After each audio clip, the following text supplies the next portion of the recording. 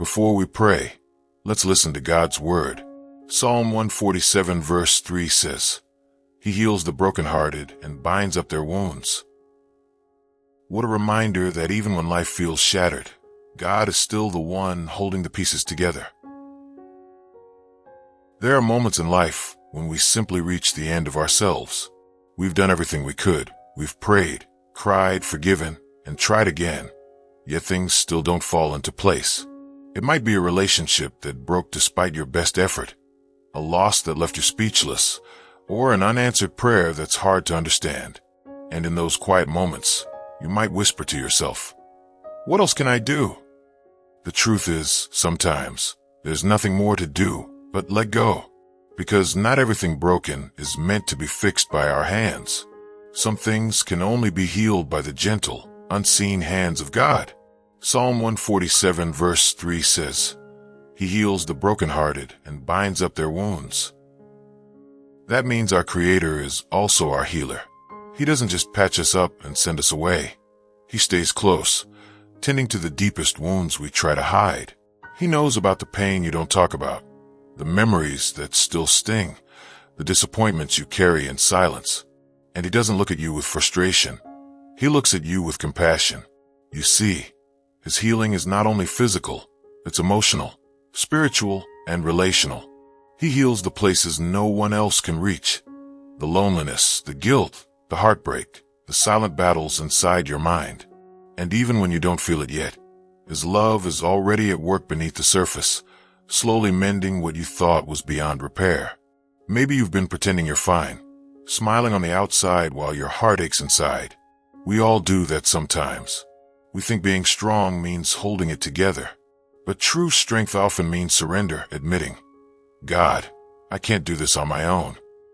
Because the moment we stop fighting to control everything is the moment God finally has room to move. Isaiah 61 verse 1 says, "He has sent me to bind up the brokenhearted, to proclaim freedom for the captives." That's Jesus speaking, declaring His purpose. Healing hearts is not just something He does. It's part of who He is. When you allow Him into your pain, He doesn't just make you feel better. He makes you new. He transforms wounds into wisdom and sorrow into strength. Think about how a scar forms on the skin. At first, the wound is open, painful, and sensitive. But over time, the body heals, not by forgetting the pain, but by closing it with new tissue that's tougher than before. That's what God does with our hearts. He doesn't erase our past. He redeems it. He turns it into testimony. Maybe your healing hasn't come yet. Maybe you're still waiting, still praying, still wondering when things will start to make sense. But remember what Psalm 34 verse 18 says. "The Lord is close to the brokenhearted and saves those who are crushed in spirit." That means even in the waiting, you're not alone. His closeness is part of the healing process. When you feel nothing is happening, something is. He's strengthening your faith, softening your heart, preparing something better than you could imagine. It's okay if the healing takes time. Broken bones don't mend in a day, neither do broken hearts. But every time you pray, every time you forgive, every time you choose peace over bitterness, you're giving God another piece of the puzzle to complete. And one day, you'll see the full picture and understand that nothing was wasted. Romans 8 verse 28 reminds us, "And we know that in all things God works for the good of those who love Him." All things, not just the easy moments, but the painful ones too. God can use every disappointment to shape you, every delay to teach you, every loss to lead you closer to Him. So today, maybe God isn't asking you to fix what's broken.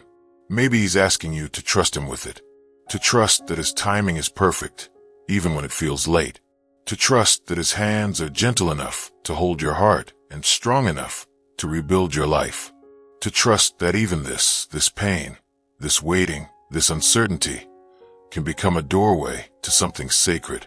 Let go of trying to fix what only God can restore. Take a deep breath and imagine placing every hurt into His hands, every regret, every unanswered prayer, every fear. Whisper to Him, "Lord, this is yours now." And believe that the same hands that shaped the stars are already at work shaping your healing. Because the truth is, Healing isn't something you have to chase. It's something that comes when you finally rest, when you rest in Him. So maybe today, God isn't asking you to fix it. He's asking you to trust Him with it.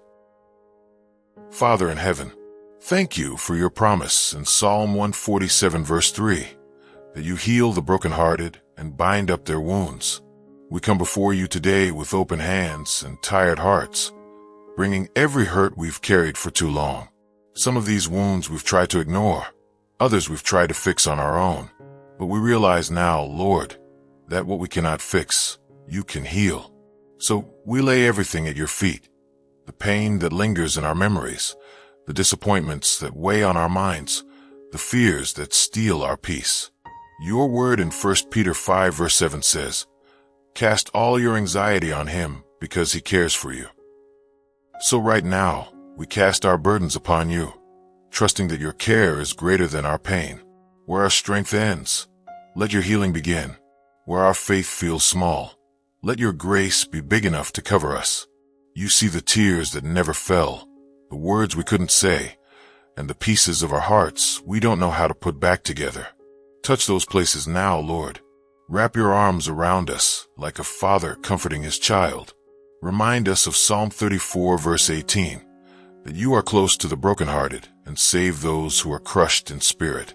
Let that truth sink deep into our souls right now. You are near, you are loving, you are restoring.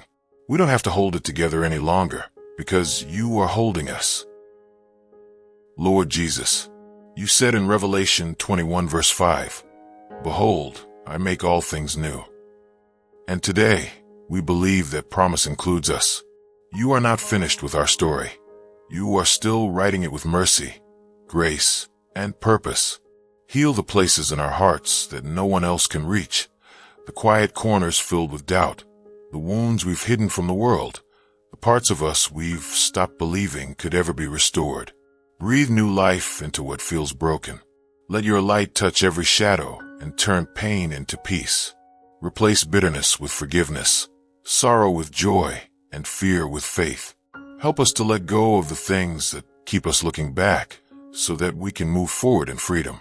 Holy Spirit, remind us of Philippians 1 verse 6, that you will finish the good work you began in us. Even when we can't see it, you are working behind the scenes, shaping every detail for our good and your glory. Teach us to wait with hope instead of worry. Give us patience to trust your perfect timing, to believe that every delay carries a purpose and every detour leads us closer to you. And when our hearts begin to doubt, remind us that you never stop restoring, never stop renewing, never stop loving. We choose today to rest in your love, Lord, not in what we can do, but in what you have already done. Every scar we carry will one day tell the story of your grace. We believe you are making all things new, including us. In Jesus' mighty name we pray, amen. Before you go, remember this. God is still healing what you can't fix. Even when you don't feel it, His hands are working, mending hearts, restoring peace, and renewing hope. Hold on to Psalm 147 verse 3. He heals the brokenhearted and binds up their wounds. Let His love do what your strength cannot. And if today's prayer touched your heart, take a moment to thank Him, because your healing has already begun. See you tomorrow for another time of prayer and reflection. God bless you.